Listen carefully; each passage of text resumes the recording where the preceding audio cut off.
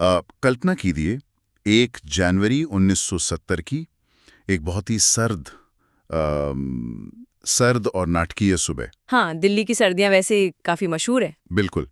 तो दिल्ली के बिल्कुल शांत और चौड़े तुगलक रोड से ना सरकारी कारों का एक काफिला धीरे धीरे राष्ट्रपति भवन की तरफ बढ़ रहा है। अच्छा। और उस काफिले में बैठे एक बड़े अफसर के हाथ में एक फाइल है। ये कोई आम सरकारी फाइल नहीं थी। ये एक ऐसा दस्तावेज था जो अगले ही पल भारत की मतलब जो सदियों पुरानी राजवाड़ों की दुनिया थी ना, उसे जड़ से हिलाने वाला था। वही तो, ये एक तरह से एक पूरे युग का एंड था। हाँ, और ठीक उसी वक्त वहां से सैकड़ों किलोमीटर दूर जयपुर के एक बहुत ही भव्य महल के बरामदे में महारानी गायत्री देवी खड़ी हैं। उनके हाथ में एक टेलीग्राम है, दिल्ली से आया हुआ एक गुप्त संदेश। वो संदेश को पढ़ती हैं, अपने बेटे की तरफ देखती हैं और बस इतना कहती हैं कि दिल्ली हमें मिटाना चाहती है। बाप रे, मतलब ये सीधे तौर पर एक एग्जिस्टेंशियल क्राइसिस थी उनके लिए। ये जो दृश्य है ना, ये एक झटके में एक पूरे युग के खत्म होने की गवाही देता है। सही कहा। देखिए, आज की इस डीप डाइव चर्चा में हमारा मकसद यही समझना है। हमने बहुत सारे हिस्टोरिकल डॉक्यूमेंट्स, संविधान सभा की डिबेट्स और उस दौर के अखबारों की पूरी एक स्टैक खंगाली है। हाँ, ताकि हम समझ सकें कि आखिर हुआ क्या था। बिल्कुल, हम ये समझना चाहते हैं कि कैसे 500 से ज्यादा रियासतों को एक साथ लाने के लिए किया गया एक ऐतिहासिक वादा, जिसे प्रिवी पर्स कहा गया, वो आखिर टूट कैसे गया। मतलब एक तरफ सरदार पटेल का किया गया वो पुख्ता वादा था जिस पर भारत का नया नक्शा टिका था, और दूसरी तरफ एक युवा लोकतंत्र में उठती हुई इक्वालिटी यानी समानता की मांग। तो चलिए इसको थोड़ा सुलझाते हैं, क्योंकि ये इतना उलझा हुआ मामला है ना। इस ऐतिहासिक सफर को समझे बिना आज के भारत के पॉलिटिकल स्ट्रक्चर को समझना ऑलमोस्ट नामुमकिन है। हाँ, और वैसे भी हम यहाँ कोई पॉलिटिकल साइड नहीं ले रहे हैं, बस सोर्सेज के हिसाब से इस क्लैश को एनालाइज कर रहे हैं। बिल्कुल बिल्कुल। पर मुझे एक बात खटक रही है। क्या? कोई भी सरकार, और वो भी आजाद भारत की शुरुआती सरकार, अपना ही किया हुआ संवैधानिक वादा, मतलब जो कॉन्स्टिट्यूशन में लिखा हो, वो क्यों तोड़ेगी? ये एक बहुत ही वैलिड सवाल है। इसे समझने के लिए हमें थोड़ा पीछे जाना पड़ेगा। 1947 के उस सिस्टम को समझना होगा। हाँ, क्योंकि 1947 का भारत आज के नक्शे जैसा तो था नहीं। बिल्कुल नहीं। अंग्रेजों के जाने के बाद देश करीब 565 रियासतों का एक बहुत ही बिखरा हुआ जाल था। 565? बाप रे। हाँ, और ये जैसे जयपुर, हैदराबाद, भोपाल, इन राजाओं के पास अपनी खुद की सेनाएं थीं, अपनी अलग करेंसी थी। मतलब वो सिर्फ जमींदार नहीं थे? नहीं, वो अपने आप में छोटे छोटे देश थे। और यही उस वक्त सबसे बड़ा डर था। अगर इन 565 टुकड़ों को एक साथ नहीं जोड़ा जाता तो भारत का बाल्कनाइजेशन हो जाता। यानी देश हमेशा के लिए कई छोटे देश में बंट जाता। सही बात है। तो सरदार पटेल और उनके सचिव जो थे वीपी मेनन, उनके सामने सबसे बड़ी चुनौती यही थी कि इन राजाओं को अपनी सत्ता और अपनी सेना छोड़ने के लिए मनाया कैसे जाए। एग्जैक्टली। और इसके लिए एक लीगल डॉक्यूमेंट तैयार किया गया जिसे इंस्ट्रूमेंट ऑफ एक्सेशन यानी विलय पत्र कहते हैं। पर देखिए, सत्ता तो कोई मुफ्त में नहीं छोड़ता ना। वही तो कैच है। इसके बदले में ही इन राजाओं को प्रिवी पर्स की पेशकश की गई थी। और अगर मैं फिगर्स पर ध्यान दूं तो ये प्रिवी पर्स कोई छोटे मोटी रकम नहीं थी। बिल्कुल नहीं। आसान भाषा में कहूं तो ये एक बिना काम की टैक्स फ्री पेंशन थी, एकदम टैक्स फ्री। और इसे रियासत की कुल सालाना आमदनी का लगभग 8% तय किया गया था। हाँ, 8%। और अगर हम नंबर्स की बात करें, हाँ, मैं नंबर्स बताती हूँ। मैसूर के महाराजा को सबसे ज्यादा करीब 26 लाख रुपए सालाना मिलते थे। 26 लाख 1947 में? हाँ। हैदराबाद को 20 लाख, जयपुर और ट्रावेनकोर को 18-18 लाख। यहाँ तक कि करीब 83 छोटी रियासतें ऐसी भी थी जिन्हें सालाना लगभग 25,000 रुपए मिलते थे। और देखिए, 1947 के 26 लाख रुपए मतलब आज के अरबों रुपयों के बराबर हैं। पर यहाँ एक पेंच है। अगर हम इस पूरे सौदे को सिर्फ इकोनॉमिक्स के चश्मे से देखें ना, तो ये सरकार के लिए किसी भी तरह से नुकसान का सौदा नहीं था। अच्छा, कैसे? देखिए, ये हेविली प्रॉफिटेबल था। मैं बताती हूँ कैसे। सरकार को इन सभी रियासतों को प्रिवी पर्स के रूप में हर साल टोटल मिलाकर करीब 5 करोड़ 80 लाख रुपए देने पड़ते थे। ठीक है, 5.8 करोड़। हाँ, पर इसके बदले में सरकार को क्या मिल रहा था? इन रियासतों की जो जमीनें थीं, उनके कैश रिजर्व्स और जो भी रिसोर्सेज थे उनसे सरकार को हर साल लगभग 70 करोड़ रुपए की कमाई होती थी। एक सेकंड रुकिए, ये आंकड़ा बहुत अहम है। हाँ। 5.80 करोड़ देकर 70 करोड़ कमाना, मतलब अगर मैं आज के कॉर्पोरेट लॉजिक से इसको देखूं तो ये तो एकदम जैकपॉट था। बिल्कुल। अगर मैं किसी बड़ी कंपनी का टेक ओवर कर रहा हूं और मुझे पुराने सीईओ को बाहर निकालने के लिए एक गोल्डन पैराशूट देना पड़े, एक भारी भरकम एग्जिट पैकेज, हाँ। लेकिन उसके बदले मुझे 70 करोड़ की प्रॉपर्टी मिल रही हो, तो मैं वो डील खुशी खुशी करूंगा ना। कोई भी समझदार इंसान उसे कैंसिल क्यों करेगा? वही तो फिर मेरा सवाल वही आता है, इकोनॉमिकली इतना फायदेमंद सौदा होने के बावजूद इसको तोड़ने की जरूरत क्यों महसूस हुई?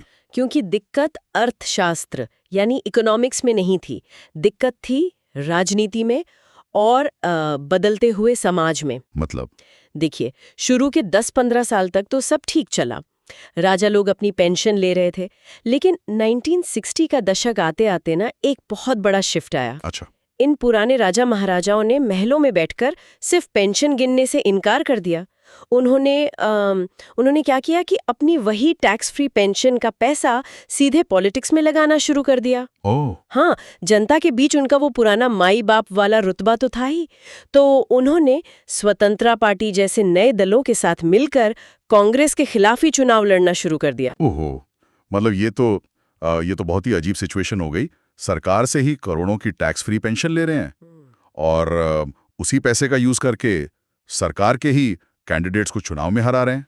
बिल्कुल, और सरकार के लिए तो ये सीधा सीधा कॉन्फ्लिक्ट ऑफ इंटरेस्ट हो गया ना, एक बहुत बड़ा पॉलिटिकल थ्रेट। हाँ, मुझे याद आ रहा है 1962 में जयपुर की राजमाता गायत्री देवी की जो हिस्टोरिकल जीत हुई थी। हाँ, उन्होंने रिकॉर्ड मार्जिन से जीता था। सही बात है, जहां उन्होंने कांग्रेस को बुरी तरह हराया था, वो इसी का एक परफेक्ट एग्जाम्पल है। एकदम सही।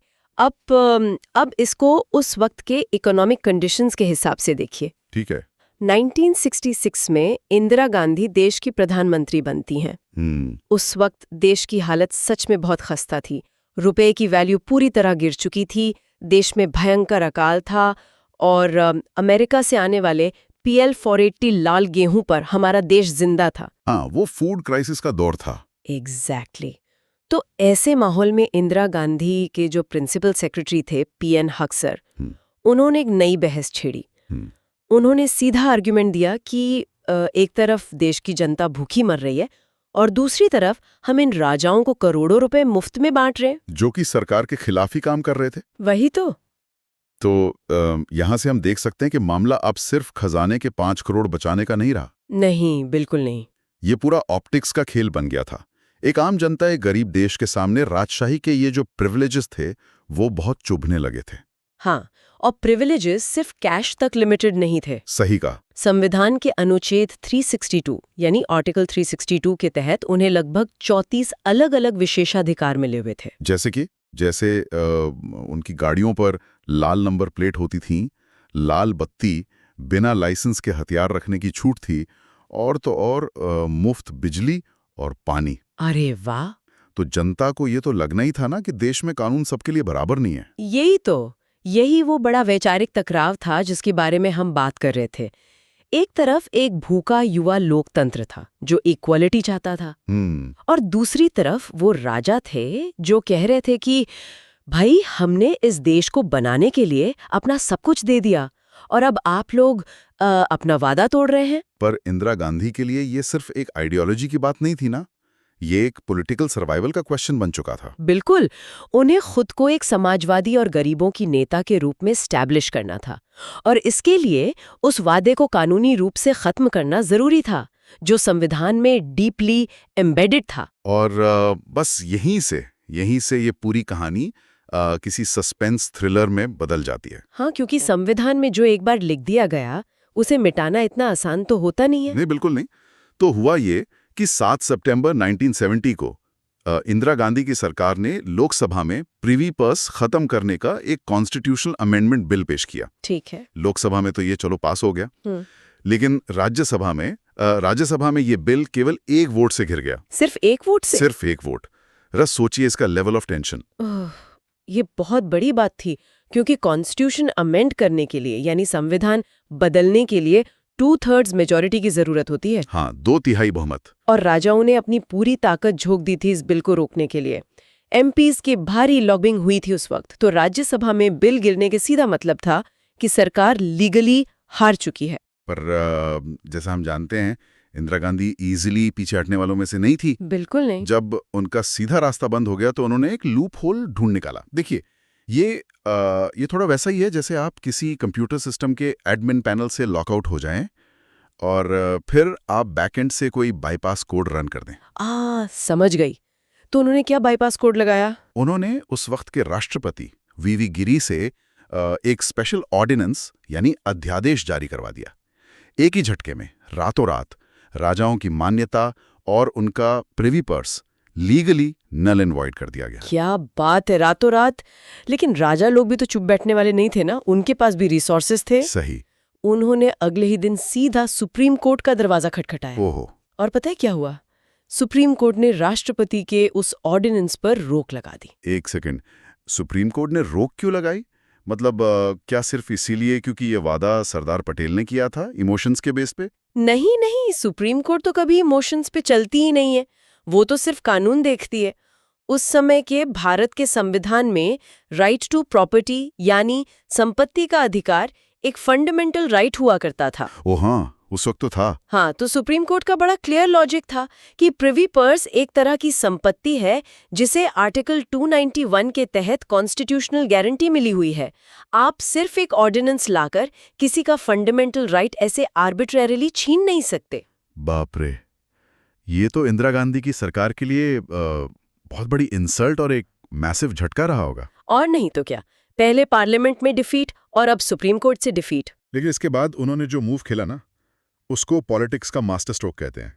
उन्होंने हार बिल्कुल नहीं मानी, उन्होंने पूरा का पूरा चेस बोर्ड ही पलट दिया। अच्छा, क्या किया? उन्होंने सीधा 1971 में आम चुनाव यानी जनरल इलेक्शंस का ऐलान कर दिया। Early elections. हाँ, उन्होंने इस पूरी लीगल हार को जनता के बीच एक रेफरेंडम यानी एक जनमत संग्रह बना दिया। उनका एक बहुत ही फेमस नारा था उस वक्त, मैं कहती हूँ गरीबी हटाओ, वो कहते हैं इंदिरा हटाओ। ब्रिलियंट फ्रेमिंग है ना। उन्होंने राजवाड़ों के इन सभी प्रिविलेजेस को देश की गरीबी और आम आदमी की तकलीफ का मेन रीजन बनाकर पेश किया। और इसका नतीजा क्या रहा, ये तो हम सब जानते हैं। 1971 के चुनावों में कांग्रेस एक ऐसे प्रचंड बहुमत के साथ जीती कि पूरा ऑपोजिशन साफ हो गया। हाँ, स्वीप कर लिया। अब उनके पास इतनी ताकत थी कि ऑपोजिशन किसी बिल को रोक ही नहीं सकता था। इस मैसिव पब्लिक सपोर्ट के बाद 1971 में ही 26th कॉन्स्टिट्यूशन अमेंडमेंट लाया गया, यानी 26वां संविधान संशोधन। बिल्कुल। और इस बार कोई शॉर्टकट या ऑर्डिनेंस नहीं था, इस बार सीधा संविधान को ही लीगली बदल दिया गया। और इस बार राज्यसभा के नंबर्स क्या थे? क्योंकि पहली बार तो एक वोट से हारे थे। इस बार राज्यसभा में इस अमेंडमेंट बिल के सपोर्ट में 167 वोट्स पड़े और विरोध में सिर्फ और सिर्फ 7 वोट्स। सिर्फ 7? वाह। हाँ, तो संविधान से आर्टिकल 291 और 362 को परमानेंटली हटा दिया गया और उसकी जगह एक नया आर्टिकल 363A जोड़ दिया गया। और उस एक सिग्नेचर के साथ ही भारत से राजा, महाराजा, नवाब, ये सब वर्ड्स कानूनी रूप से हमेशा के लिए हिस्ट्री बन गए। लेकिन देखिए, हमें यहाँ फेयरनेस के लिए दोनों पक्षों के आर्ग्यूमेंट्स को देखना चाहिए। हाँ बिल्कुल। क्योंकि हमारे सोर्सेज में ये क्लियर है कि उस वक्त के कई बड़े कॉन्स्टिट्यूशनल एक्सपर्ट्स और नेताओं का ये मानना था कि सरदार पटेल ने जो वचन दिया था वही रिपब्लिक ऑफ इंडिया की फाउंडेशनल ईंट थी। उनका लॉजिक क्या था इसके पीछे? उनका बड़ा क्लियर आर्ग्यूमेंट था कि अगर आज हमारी सरकार अपना ही सबसे बड़ा कॉन्स्टिट्यूशनल वादा ऐसे बदल सकती है तो कल को वो आम नागरिकों से किया गया कोई भी वादा तोड़ सकती है। ये बस एक पॉलिटिकल कॉन्ट्रैक्ट टूटना नहीं था, ये ट्रस्ट का टूटना था। ये एक बहुत ही डीपली वैलिड कंसर्न है। मतलब क्या कॉन्स्टिट्यूशन में लिखा हुआ कोई वादा पत्थर की लकीर होता है, या फिर एक आज़ाद और बदलते हुए डेमोक्रेसी को ये पूरा हक है कि वो वक्त के हिसाब से खुद को अपडेट करे? वही तो मैं क्वेश्चन है। अगर 1947 में राजाओं को ये प्रिविलेज देना देश को जोड़ने के लिए ज़रूरी था, तो हो सकता है कि 1971 आते आते उन प्रिविलेजेस को खत्म करना डेमोक्रेसी की नींव मजबूत करने के लिए इक्वली जरूरी हो गया हो। सही बात है। दोनों ही रियलिटी अपने अपने टाइमलाइन के हिसाब से ठीक थी। बिल्कुल। अब देखिए, यहां से कहानी एक बहुत ही सरप्राइजिंग टर्न लेती है। दिल्ली में जो ये पूरा पॉलिटिकल भूचाल आया था ना, उसकी लहरें सिर्फ इंडिया तक लिमिटेड नहीं रही। अच्छा। हाँ, सरहद के उस पार पाकिस्तान में इस पूरी सिचुएशन को बहुत ही क्लोज लेंस से ऑब्जर्व किया जा रहा था। और वहां जो कुछ हुआ वो ये क्लियर करता है कि सिर्फ किसी पॉलिसी की नकल करने से काम नहीं बनता, उसके पीछे का डेमोक्रेटिक प्रोसेस बहुत मैटर करता है। अगर मैं टाइम फ्रेम गेस करूं तो ये 1972 के आसपास की बात होगी। एकदम से 1972 का साल था। पाकिस्तान के जो उस वक्त के प्रेसिडेंट थे जुल्फिकार अली भुट्टो, वो बहुत ही हैवी प्रेशर में थे। हाँ, क्योंकि 1971 की वॉर में भारत ने उन्हें बुरी तरह हराया था और Bangladesh as a new country बन चुका था।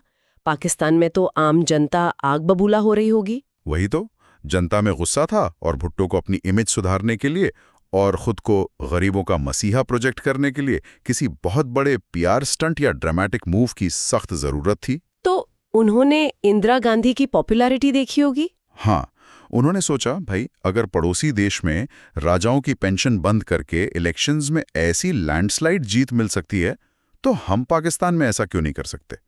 उन्होंने बिना कोई एक्स्ट्रा दिमाग लगाए एक डिट्टो कॉपी तैयार की। पर एक सेकंड, इंदिरा गांधी ने तो एक लंबा कानूनी प्रोसेस फॉलो किया था, क्या भुट्टो ने भी वही किया? कोई लंबा प्रोसेस नहीं अपनाया, कोई आम चुनाव नहीं, पार्लियामेंट में कोई डिबेट नहीं।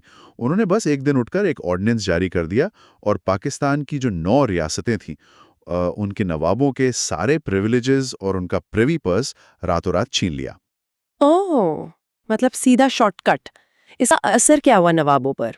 भारत में तो राजा सुप्रीम कोर्ट गए थे और इलेक्शन लड़े थे, वहां क्या हुआ? वहाँ के नवाबों पर इसका एक बहुत ही डीप साइकोलॉजिकल और फाइनेंशियल इम्पैक्ट पड़ा।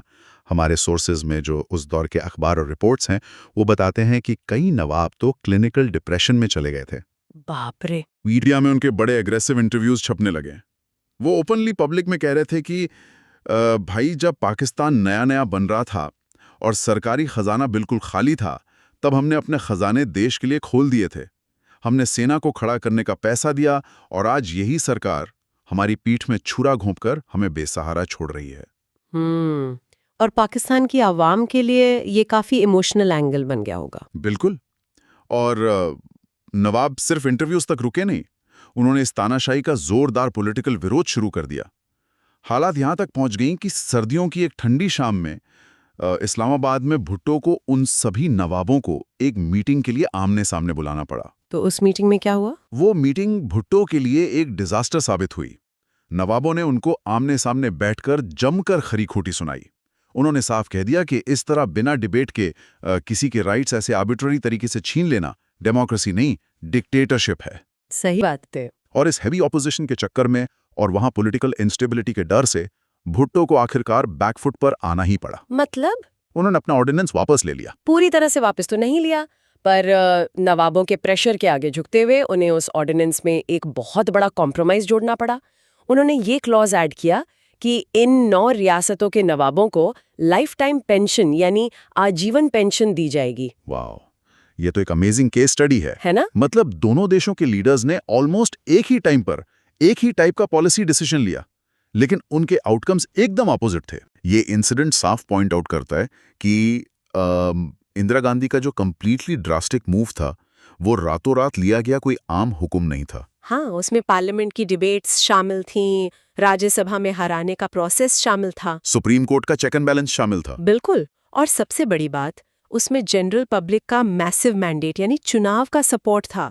वो फैसला पूरी तरह से एक डेमोक्रेटिक प्रोसेस की भट्टी में तप कर निकला था। सही कहा। और इसके उल्टी तरफ भुट्टो का फैसला सिर्फ एक जल्दबाजी में लिया गया शॉर्टकट था, जिसे डिक्टेटरशिप की तरह थोप दिया गया। और वैसे भी डेमोक्रेसी में शॉर्टकट ज्यादा लंबे चलते नहीं है। वही तो। अगर हम आज की इस पूरी चर्चा के धागों को एक जगह समेटें तो एक बहुत ही विविड पिक्चर उभर कर आती है। 1947 में वही 5 करोड़ 80 लाख रुपए का प्रिवी पर्स था जिसने इन 565 अलग अलग टुकड़ों को एक धागे में पिरोकर हमारे एक अखंड भारत की बुनियाद रखी थी।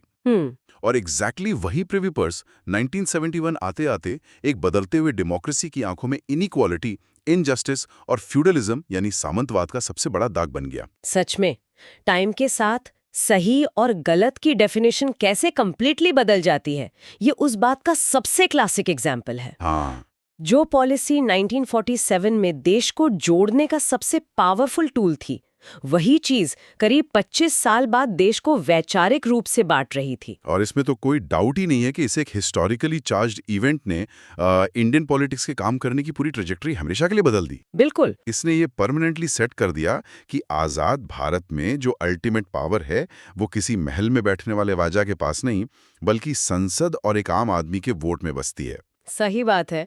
वैसे आज की जो ये डीप डाइव एनालिसिस ना हमें एक ऐसे पॉइंट पर लाकर छोड़ती है जहां एक बहुत ही डीप और थोड़ा अनकंफर्टेबल करने वाला सवाल पैदा होता है। वो क्या? अगर हम सोचें कि जब किसी भी देश की नीड्स, उसकी इकोनॉमी और उसकी आगे की प्रायोरिटीज कंप्लीटली बदल रही हों, तो क्या हिस्ट्री में किए गए वादों की सेक्रेडनेस और आज की मोरालिटी, इन दोनों के बीच कभी कोई परफेक्ट बैलेंस बन सकता है? हिस्ट्री में किए गए वादे बिल्कुल किसी भी देश की नींव होते हैं, हम मानते हैं, लेकिन क्या हम उन वादों को इसलिए जिंदा रख सकते हैं कि वो आने वाली जनरेशन्स का डेवलपमेंट रोक दें?